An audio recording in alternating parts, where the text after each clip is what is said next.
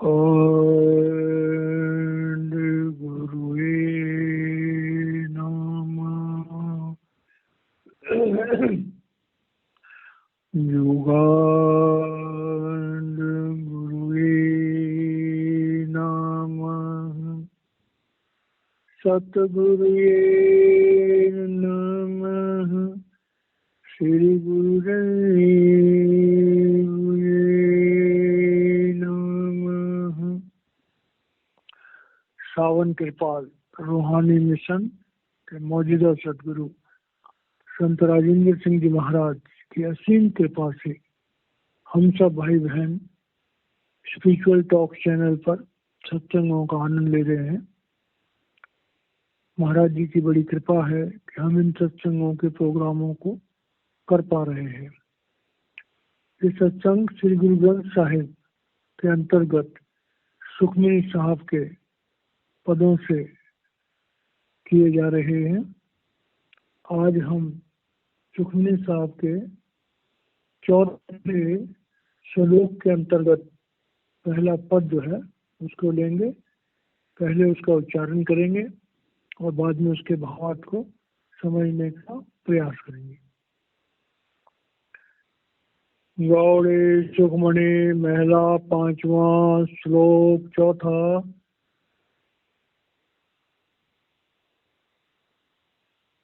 निर्गुणियारयान्या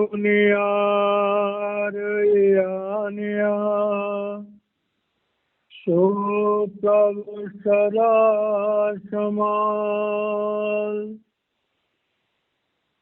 जिन किया तिस चीत रख नानक निवहीना। पद रमैया के गुण चेत परानी। कवन मूल ते कवन दृष्टानी। जिन तू साज सवार सिंगारिया। गर्भ अगनि मही तिनहि उबारिया। बार व्यवस्था तुझहि पियाई दूध।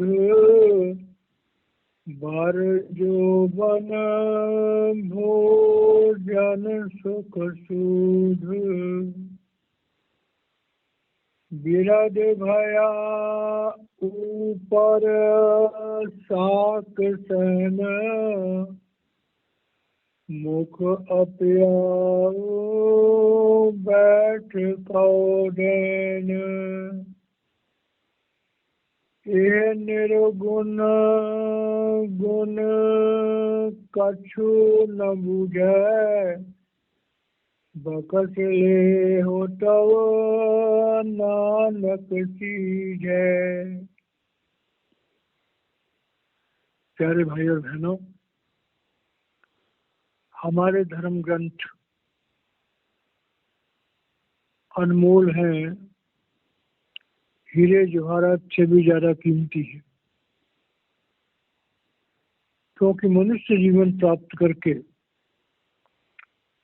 जब भी इंसान उस परमपिता परमेश्वर को भूल जाता है तो उसके जीवन में बहुत परेशानियां आ जाती है। असल में अगर देखा जाए तो परमात्मा को भूल जाना ही मुसीबतों की दुनिया में कदम रखना है। अगर हम उस परमपिता परमेश्वर को हमेशा याद रखें तो हमारे जीवन में उस प्रभु के प्यार का संचार हो जाए और हमारी मुसीबतें अपने आप दूर हो जाए। महापुरुष हम इंसानों को हमारी वास्तविक अवस्था बताने के लिए शब्द उच्चारण करते हैं। श्री गुरु अर्जुन देव जी महाराज श्लोक में कह रहे हैं कि निर्गुण आर यान या सो प्रभु सदा समल। अब निर्गुण, निर्गुण कहते हैं जिसमें कोई गुण नहीं है, और यानिया कहते हैं जो ना समझ है। तो भाई संसार में अगर कोई छोटा बच्चा है और अगर वो कोई गलती करता है तो हम कहते हैं ये तो कोई बच्चा है, इसे कोई समझ नहीं है। लेकिन जब कोई बड़ी उम्र का इंसान, जब कोई पढ़ा लिखा इंसान, जब कोई समझदार इंसान गलती करता है तो जरूर कहा जाता है कि भाई क्या बात है, आप समझदार होते हुए ऐसी नासमझ बातें क्यों कर रहे हैं। तो श्री गुरु अर्जुन देव जी महाराज कह रहे हैं कि भाई संसार में जो मनुष्य हैं वो संसार की भौतिक उपलब्धियों के लिए, संसार के बाहरी ज्ञान के लिए, अपने तन की सुविधाओं के लिए, तन को स्वस्थ और सुंदर बनाने के लिए, मन को स्वस्थ और सुंदर बनाने के लिए तो बहुत कुछ जानते हैं, बहुत कुछ प्रयास भी करते हैं, लेकिन आत्म जागृति के लिए, परमात्मा प्राप्ति के लिए हम उन गुणों को नहीं अपनाते जिन गुणों को अपनाने से हम कुछ अपने मनुष्य जीवन के उद्देश्य को प्राप्त करें। और ये क्यों हो रहा है? क्योंकि यानी हम उस आध्यात्मिक ज्ञान से महरूम हैं, हम उस आध्यात्मिक ज्ञान को, उस आत्मा के ज्ञान को भूल चुके हैं और इसलिए संसार में भटकते फिर रहे हैं। अगर हमारी ये समझ में आ जाए कि वो परमपिता परमेश्वर हर घड़ी हर पल हमारे अंदर विराजमान है। मेरे गुरुदेव का एक शेर है कि नफस नफस मुझे लाजिम है शुक्र का सिजदा, कि मेरे दोस्त का ऐसा है जिंदगी मेरी कि वो परमपिता परमेश्वर मेरे शरीर के अंदर बैठा हुआ मेरे शरीर को चला रहा है। उस परमपिता परमेश्वर की उस आत्म शक्ति से मेरा मन काम कर रहा है, मेरी इंद्रियां काम कर रही है। तो श्री गुरु अर्जुन देव जी महाराज हम इंसानों को याद दिला रहे हैं कि सो प्रभु सदा समान, कि वो परमात्मा तो हर घड़ी हर पल हमारे शरीर में विराजमान है। जिन कीता किस चीत रख नानक निबीनल। और इस बात को हमें याद रखना होगा कि ये समस्त संसार, समस्त ब्रह्मांड, 84 लाख योनियां, हमारा शरीर, ये सब प्रभु ने बनाया है, उसी की रचना है। और हमारे जीवन के अंतिम घड़ी तक वो प्रभु हमारे साथ रहेगा, वो प्रभु हमारे साथ निभाएगा, वो हमें कभी नहीं छोड़ेगा। जब छोड़ेगा तो शरीर की मौत हो जाएगी। तो इस राज को जानना कि वो परमात्मा हर घड़ी हर पल आत्मा के रूप में हमारे शरीर में विराजमान है, इस ज्ञान को जानना अध्यात्म का मूल मंत्र है। अब इस ज्ञान को जानने के लिए विस्तार में इस पद के अंदर बता रहे हैं कि रमैया के गुण चेत परानी कवन मूल के कवन दृष्टानी। अब यहाँ पर जो रमैया बोला है तो रमैया राम को बोलते हैं। राम कौन है? सृष्टि के कण कण में रम रही वो चेतन सत्ता, उसको राम कहते हैं।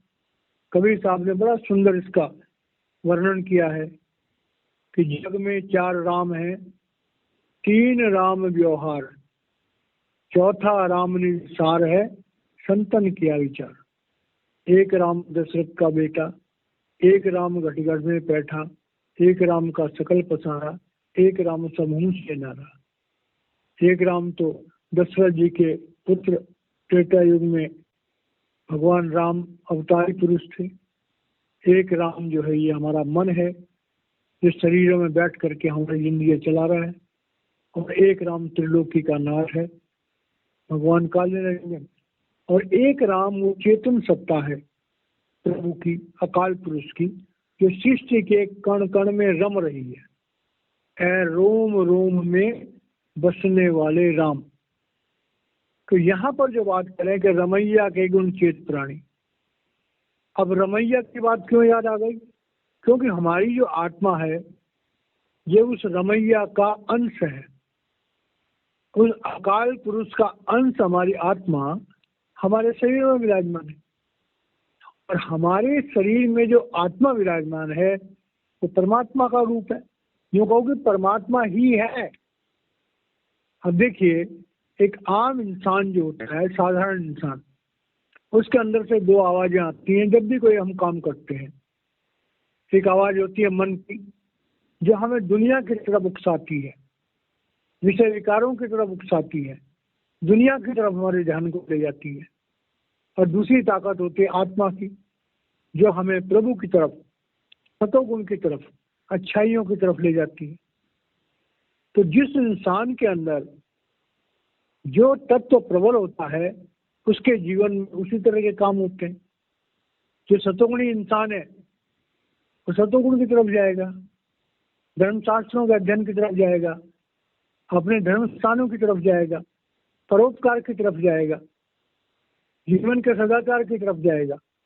जो मनमुख है वो दुनिया की मौज मस्ती में जाएगा, इंद्रियों की तृप्ति के लिए जाएगा, विषय भोगों का लज्जत लेने के लिए जाएगा। तो श्री गुरु अर्जुन देव जी महाराज हम इंसानों को कह रहे हैं कि ऐ दुनिया के लोगों, तुम चेतो, मन तुम पर हावी है, तुम्हारी आत्मा सुप्त अवस्था में है। रमैया के गुण चेत परानी, परानी जीवात्माओं का, मनुष्यों का। ऐ दुनिया के लोगों, तुम्हारे अंदर वो अकाल पुरुष का अंश आत्मा विराजमान है, उसमें वही सारे गुण हैं जो परमात्मा में है।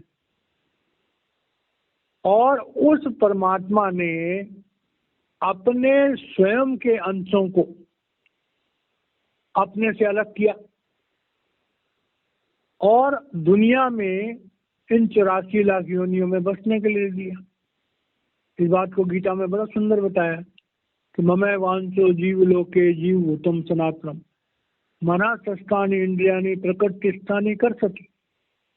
तो उसके अंश, उस परम पिता परमेश्वर के अंश जो हैं आत्मा रूप में, जो 84 लाख योनियों में काम कर रहे हैं, और उस चेतन सत्ता के कारण से ही ये सारे रूप कवन मूल ते कवन दृष्टानी, दृष्टानी का मतलब होता है प्रकट करना।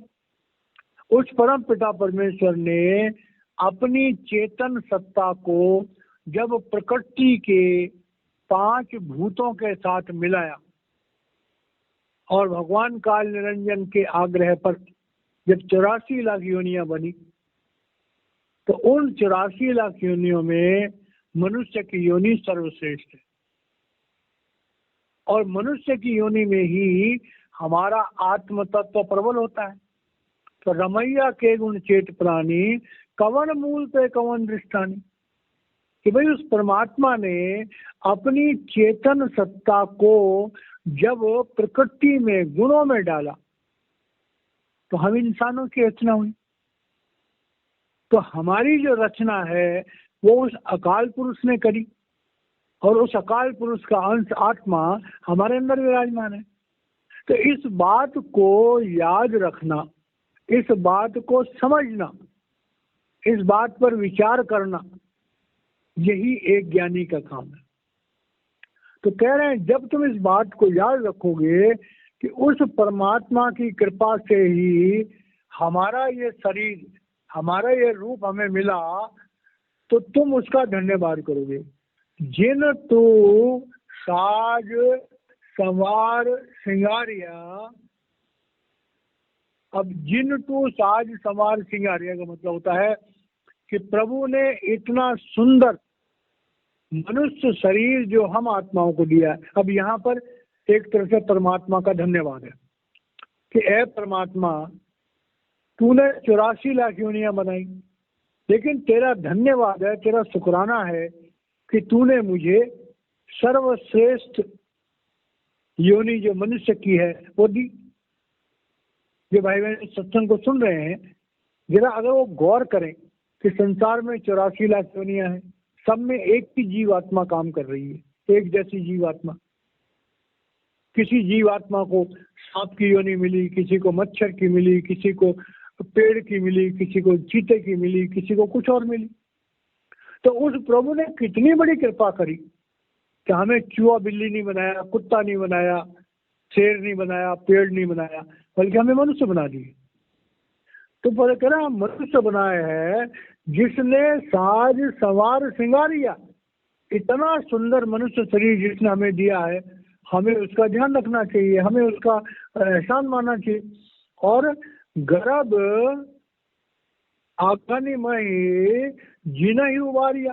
अब देखिए, अंदर जब हमारी शरीर की रचना माँ के गर्भ में होती है तो वहां पर जठाग्नि होती है, और जठाग्नि जो है वो बड़ी प्रज्वलित होती है, और अंदर में जो बच्चा है उस जठाग्नि के साथ अंदर में पेट में बच्चा रहता है। अब उस जठाग्नि से तो उस बच्चे का जिस्म जल जाना चाहिए, लेकिन बजाय जलने के एक सुंदर सा जिस्म तैयार हो जाता है। तो कह रहे हैं हे प्रभु, तेरा शुक्राना है कि माँ के गर्भ में उस पेट में जठाग्नि के साथ जो उस बच्चे का शरीर तैयार होता है, वो बजाय जल जाने के, भुन जाने के, एक बड़ा सुंदर सा शरीर तैयार हो जाता है। तो तेरी कृपा है कि तूने उस अग्नि के अंदर भी, बजाय कि मेरी चमड़ी को जलाना है, वो चमड़ी और ज्यादा सुंदर हो गई। जब बच्चा पैदा होता है तो कितना ताजा होता है, कितना सुंदर होता है। तो कह रहे हैं कि माँ के गर्भ में उस जठाग्नि से ही आपने मुझे बचाया, और बचाने के साथ साथ मुझे एक बड़ा सुंदर सा शरीर बना दिया। और जब समय बीता, जैसे 9 महीने पूरे होते हैं तो बच्चा गर्भ से बाहर आता है। तो श्री गुरु अर्जुन देव जी महाराज कह रहे हैं कि उस परमात्मा का शुक्राना हमें कदम कदम पर करना चाहिए कि हे परम पिता परमेश्वर, पहले तो तूने अपना अंश दे करके जीवात्मा के रूप में हम इंसानों को इस संसार में जीने के लिए शरीर दिए। अब जिनको मनुष्य का शरीर मिला तो उनको ये समझ है कि भाई जठाग्नि से माँ के गर्भ में जब बच्चे का जन्म होता है, जब बच्चे का शरीर बनता है, तो उस परम पिता परमेश्वर की ताकत से ही ये सब कुछ बनता है। अब कह रहे हैं कि जैसे हमारा जब जन्म हो जाता है तो देखो कितनी अजीब बात है कि जब बच्चा पैदा होता है तो माँ के शरीर में दूध का संचार होता है। बच्चा पैदा होता है, उससे पहले परमात्मा बच्चे के लिए माँ के शरीर में दूध का संचार कर देता है। तो कह रहे हैं बार व्यवस्था तुझे ही पियाई दूध। हे परमात्मा, जब मेरा शरीर मैं जन्म लेकर के पृथ्वी पर आया तो उससे पहले तूने माँ के शरीर में दूध का संचार कर दिया, और मैं पैदा होते ही माँ के शरीर से मुझे दूध प्राप्त हो गया। मुझे जिंदा रहने के लिए तूने दूध का अरेंजमेंट जो है वो पहले से कर दिया। अब इस बात को एक और जगह भी आता है कि शैल पत्थर में ही जंत उपाया ताका रिजक आगे के धैर्य, कि वो परमात्मा जब हम जीव आत्माओं को शरीर देता है तो वो उन शरीरों को भोजन कहाँ से मिलेगा, इस बात का इंतजाम परमात्मा पहले से कर लेता है। अनंत अनंत अनंत जीव है इस दुनिया में, लेकिन हर जीव का भोजन का, हर चीज का अरेंजमेंट परमात्मा ने पहले से किया हुआ है। तो कह रहे हैं उस परमात्मा की श्रेष्ठता को देखो कि जब वो हमें संसार में भेजता है तो हमें जिंदा रहने के लिए जो साधन होते हैं उनका अरेंजमेंट पहले से करता है। अब कह रहे हैं कि भर जोवन भोजन सुख सूद, और जब हम थोड़े बड़े होते हैं तो माँ के खाली दूध से हमारा गुजारा नहीं होता, तो उसके बाद हमें भोजन मिलता है। अब एक बच्चा होता है तो वो अपने भोजन को खुद थोड़े कमाता है, उस बच्चे को भोजन कहाँ से मिलेगा, चाहे उसके माता पिता हों, भाई बहन हों, रिश्तेदार हों, कहीं ना कहीं से। जो अनाथ भी हैं उनको भी कहीं गुरुद्वारे से, कहीं मंदिर से, कहीं किसी और जगह से भोजन का अरेंजमेंट होता है। तो कह रहे हैं कि माँ के दूध के बाद जब मुझे भोजन की जरूरत हुई तो भोजन मुझे मिलने लगा, और भोजन प्राप्त करके मेरा शरीर बढ़ने लग गया, और बढ़ने के बाद मैं जवान हो गया। हे परम पिता परमेश्वर, तेरी कृपा से मुझे भोजन मिला। भोजन कहाँ से मिला, ये तेरा विधान है। उस भोजन को खा के मेरा शरीर बड़ा होने लग गया, मैं जवान हो गया, और जवान होकर के मुझे सुख सूध, तब मुझे सुख और दुख की समझ आई। या यूं कहो कि तूने मेरे जीवन में मुझे कदम कदम पे सहारा दिया, जिससे कि मैं सुख की अनुभूति कर सकूं। जिन लोगों के, जिन बच्चे, जो बच्चे अनाथ होते हैं, जिनके माता पिता नहीं होते हैं, जो सड़कों पर रुले फिरते हैं, तो कहीं ना कहीं उनका भी अरेंजमेंट होता है, और नहीं तो गवर्नमेंट के ही नाइट शेल्टर होते हैं। तो कह रहे हैं कि कहीं ना कहीं से तू मुझे सुख देने के साधन बना देते हैं। बिरद भया ऊपर साक सैन। अब यहाँ पर एक बड़े राज की बात कर रहे हैं।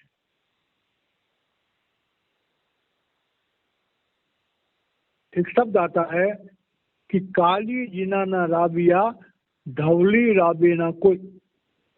जिन्होंने अपने काले बालों में, जिन्होंने जवानी में अपने जीवन को सुधारने के लिए, प्रभु प्राप्ति के लिए साधन नहीं किया, वो बुढ़ापे में कुछ नहीं कर सकते। जो भाई बहन सत्संग को सुन रहे हैं उनमें से कुछ होंगे जिनकी उम्र 20-25 साल की होगी, किसी की 40-45 साल की होगी, 50 की होगी, 60 की होगी। तो जो भाई बहन 60 साल से नीचे हैं, 50 साल से नीचे हैं, जरूरी बात है उनका शरीर स्वस्थ होगा। तो जो भाई बहन 50 साल से नीचे हैं और इस सत्संग को सुन रहे हैं, उनसे मेरी प्रार्थना है कि जब तक ये शरीर जवान है, जब तक इस शरीर में ताकत है, तब तक ही हम भजन सिमरन कर सकते हैं, साधना कर सकते हैं। जब हमारे बाल सफेद हो जाएंगे, जब हमारी आंखें कमजोर हो जाएंगी, जब हमारी रीढ़ की हड्डी कमजोर हो जाएगी, जब हमारे शरीर में दर्द होने शुरू हो जाएगी, हमारा बुढ़ापा आ जाएगा, तब हम भजन सिमरन करने की शुरुआत नहीं कर सकते। बुढ़ापे में भजन सिमरन वही करेगा जिसने जवानी में भजन सिमरन किया होगा। और जो प्रभु के प्यारे हैं वो बचपन में ही भजन सिमरन की तरफ लग जाते हैं। तो यहाँ पर कह रहे हैं कि वृद्ध भया ऊपर साख सैन। कभी ना कभी बुढ़ापा सबको आना है, कभी ना कभी हमारे बाल सफेद होने ही होने। लेकिन उस प्रभु की माया देखो, कह रहे हैं ऊपर साख सैन सुख अपया व बैठ को देन। अब ये बात बड़ी गहराई समझने वाली है कि जवानी में तो हम हाथ पैर मारते हैं, कमाने की भी कोशिश करते हैं, लेकिन एक बूढ़ा इंसान है जिसका शरीर काम नहीं करता, जो कुछ कर नहीं सकता, मंजी पर पड़ा हुआ है, खाट पे पड़ा हुआ है। तो कह रहे हैं कि परमात्मा ने इस संसार में जो नियम बनाया, क्या बनाया कि भाई हम बच्चे होते हैं, जवान होते हैं, उसके बाद शादी करते हैं, शादी करने के बाद हमारे बच्चे होते हैं, और हमारे जो बच्चे होते हैं तो हम उनसे उम्मीद करते हैं कि वो हमें बुढ़ापे में सहारा देंगे। तो कह रहे हैं, ए प्रभु तेरा ये विधान भी बहुत अच्छा है कि मुख अप्याओ बैठको भी, कि जब हम बुढ़ापा आ जाता है तो हमें कोई ना कोई सहारा देने वाला होता है। और इसका आंतरिक मतलब एक और भी है कि जो जवान लोग हैं उस बात को याद रखें कि एक दिन बुढ़ापा आना है, तो अपने बुढ़ापे के लिए कोई ना कोई अरेंजमेंट हर इंसान को करके रखना चाहिए। और खासकर आजकल के ज़माने में, जबकि बच्चे जो है वो बुजुर्ग लोगों की परवाह थोड़ा कम करते हैं। आजकल थोड़ा सा ऐसा निष्ठुरपन आ गया है कि बच्चे जो हैं, जवान बच्चे जो हैं, आजकल बुजुर्गों की तरफ उनका जो भाव है, बुजुर्गों के प्रति उनका जो लगाव है, बुजुर्गों के प्रति उनकी जो श्रद्धा है, वो थोड़ी सी कम हो गई है। क्योंकि जवान लोग जो हैं वो मौज मस्ती में ज़्यादा रहते हैं और उनका जो श्रद्धा है बुजुर्गों के लिए वो कम हो गई है। तो इस शब्द के माध्यम से एक शिक्षा समाज के लोगों के लिए है कि जवानी में अपने बुढ़ापे के लिए कुछ न कुछ अरेंजमेंट करके रखो, जिससे बुढ़ापे में तुम्हें किसी और का मोहताज न होना पड़े। क्योंकि जवानी में जब इंसान जवान होता है तो जो कमाई करता है अपने बाल बच्चों पर लुटा देता है, और वो बाल बच्चे जब बड़े होते हैं और उनकी आगे शादियां हो जाती हैं, उनके आगे बच्चे होते हैं, तो उनका भाव पिता माता के लिए, अपने बुजुर्गों के लिए उतना अच्छा नहीं रहता आज के ज़माने में। इसलिए जो जवान लोग हैं वो अपने बुढ़ापे के लिए अरेंजमेंट करके रखें, इससे बुढ़ापे में अगर उनको बैठ करके खाना हो, बिना कोई काम करे उनको जीवन बिताना हो, तो उन्हें कोई परेशानी ना आए। अब आगे कह रहे हैं कि यह निर्गुण गुण कछु न बूझे। अब संसार के लोगों की हालत देख करके श्री गुरु अर्जुन देव जी महाराज कह रहे हैं कि संसार में परमात्मा ने हमारे लिए बहुत कुछ रख छोड़ा है, और खासकर हमारे जो धर्म स्थान है, हमारी जो धर्म पुस्तकें हैं, वो हमें बार बार इस चीज का मैसेज देती हैं कि भाई ये संसार नश्वर है, ये शरीर नश्वर है, हम एक दिन बालक थे, जवान हुए, अधेड़ हुए, वृद्ध हुए, और एक दिन हमारी मौत आ जाएगी। तो हमें इस संसार की चकाचौंध में, भौतिक संपदा की उपलब्धियों की प्राप्ति की दौड़ में हम बहुत बुरी तरह गुम हो जाते हैं। तो कह रहे हैं कि मनुष्य जीवन प्राप्त करके जिस गुण को हमने प्राप्त करना था, और वो गुण क्या था कि हमने जीते जी अपनी आत्मा को जागृत करना था। और यह निर्गुण गुण कछु न बूझे। अब ये हमारे लिए चेतावनी है कि ऐ दुनिया के लोगों, मनुष्य जीवन प्रभु प्राप्ति के लिए मिला है, मिला था। वही परापत मानुक देहरिया, गोविंद मिलन की ए तेरी वरिया। अवर कार्य तेरे किते न काम, मिल साध संग भज केवल नाम। और भज केवल नाम क्या कि संजाम लाग भवजल तरन के। जो समझदार लोग हैं वो अभ्यास करते हैं, मेडिटेशन करते हैं, वृथा जात जन्म माया के। तो इस तरह से जो है श्री गुरु अर्जुन देव जी महाराज कह रहे हैं कि भाई मनुष्य जीवन का जो गुण है वो है आत्म जागृति और परमात्मा प्राप्ति। अब उस गुण को कछु ना बूझे। इस माया की दुनिया में, इस चकाचौंध की दुनिया में, वो हमारा जो असली पर्पज है प्रभु प्राप्ति का, वो गुम हो जाता है। हम लोग भूल जाते हैं उस बात को।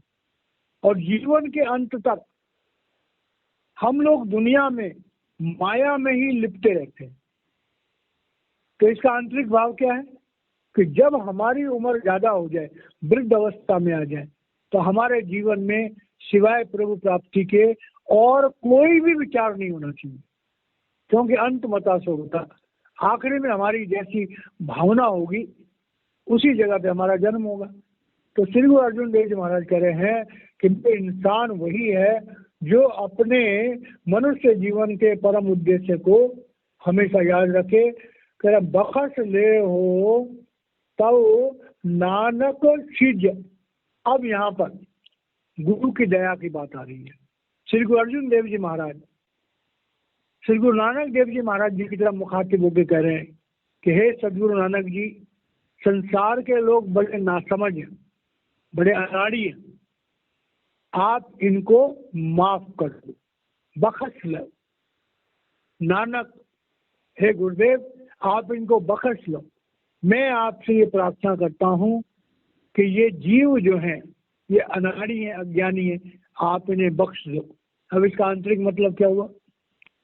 इसका आंतरिक मतलब हुआ कि मनुष्य जीवन प्राप्त करके जो इंसान किसी समर्थ सद्गुरु के दायरे में आ जाता है और समर्थ सद्गुरु से नामदान ले लेता है, और समर्थ सद्गुरु नामदान देते समय हमारे संचित कर्मों के बोझ का नाश कर देते हैं, काल के हमारा लेफा फाड़ देते हैं, हमें 5 नाम का मंत्र देते हैं, हमारे शरीर में ज्योति और शुद्धि का संचार करते हैं, हमारे अंदर में अपने नूरी स्वरूप को, सब स्वरूप को प्रकट करते हैं, स्थापित करते हैं, सारी जिंदगी भर हमारा साथ देते हैं, कदम कदम पर हमारी रक्षा करते हैं। और ये कह रहे हैं कि बुरा भला जो गुरु भक्त कबहू न रखना जाए। श्री गुरु अर्जुन देव जी महाराज जी का यहाँ पर कहने को जो मतलब है कि जिसकी जिंदगी में एक समर्थ सद्गुरु आ गया, वो कभी नरकों में नहीं जा सकता, वो कभी काल की दुनिया में नहीं जा सकता, वो कभी मनुष्य शरीर से नीचे नहीं जा सकता। गुरु उसे तब तक नहीं छोड़ेगा जब तक उसे प्रभु की गोद में जाके न बिठा दे। तो कोई अगर नालायक से नालायक शिष्य भी होगा तो एक जन्म गुरु भक्ति कर, जन्म दूसरे नाम, जन्म तीसरे मुक्ति पर, चौथे में नहीं धाम। परम संत कृपाल सिंह जी महाराज कहा करते थे, जितना भी नालायक से नालायक कोई शिष्य होगा 4 जन्म में तो उसको मुक्ति मिल ही जाएगी, गुरु से छोड़ेगा नहीं। जब गुरु एक बार नामदान दे देता है तो जब तक हमारी आत्मा को सत्पुरुष की गोद में नहीं बिठा देता तब तक वो चैन से नहीं बैठता है।